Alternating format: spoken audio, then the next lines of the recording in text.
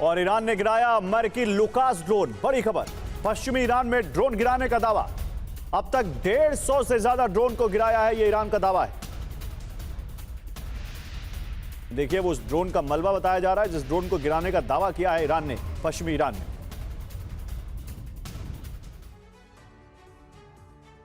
तो एक वक्त चेचन लड़ाके यूक्रेन की जंग में ज़ेलेंस्की का सिरदर्द बन गए थे।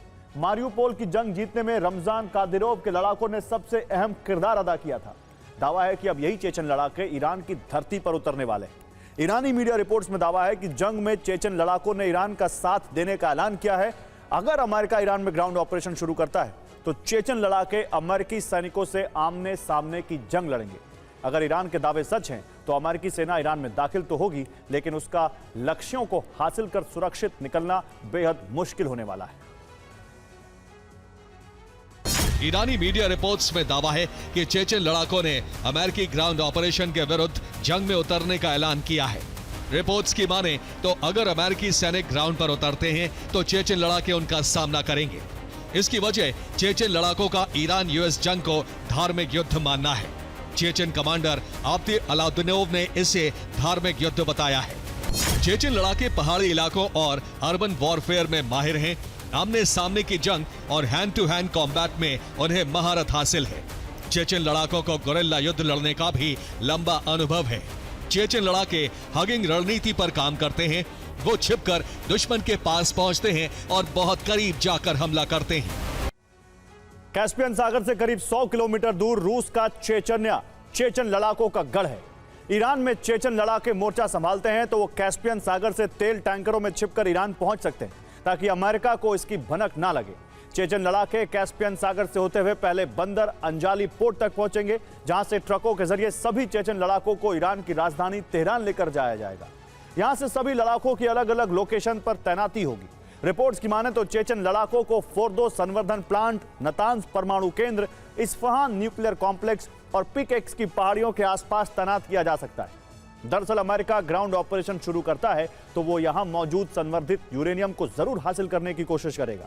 संवर्धित यूरेनियम को बचाने की जिम्मेदारी चेचन लड़ाकों को दी जा सकती है। इसके अलावा ईरान के खर्ग द्वीप पर भी चेचन लड़ाकों को तैनात किया जा सकता है। यहां भी इन्हें ट्रकों के जरिए फारस की खाड़ी तक लेकर जाया जाएगा और इसके बाद शिप के जरिए खर्ग द्वीप पर इनकी तैनाती होगी ताकि किसी भी कीमत पर अमेरिकी सैनिक इसे कंट्रोल ना कर सके।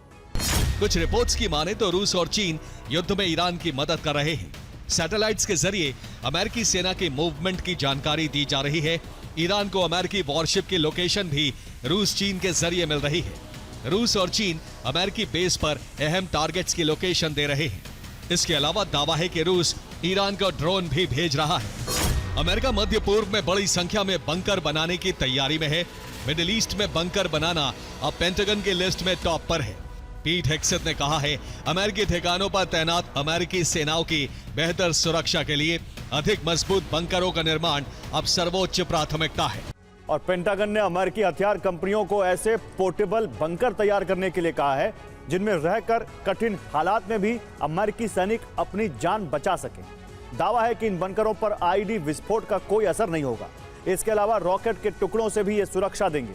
अगर इन बंकरों से कुछ मीटर दूर बैलिस्टिक मिसाइल गिरती है तब भी इन बंकरों को कोई खास नुकसान नहीं होगा। ये बंकर केमिकल अटैक से भी सुरक्षा देंगे। सबसे खास बात यह है कि इन बंकरों को एक जगह से दूसरी जगह ट्रांसफर करना बेहद आसान होगा। दावा है कि इन बंकरों को सऊदी अरब, कतर, बहरीन, कुवैत, यूएई और इराक में मौजूद अमेरिकी बेस पर तैनात किया जाएगा।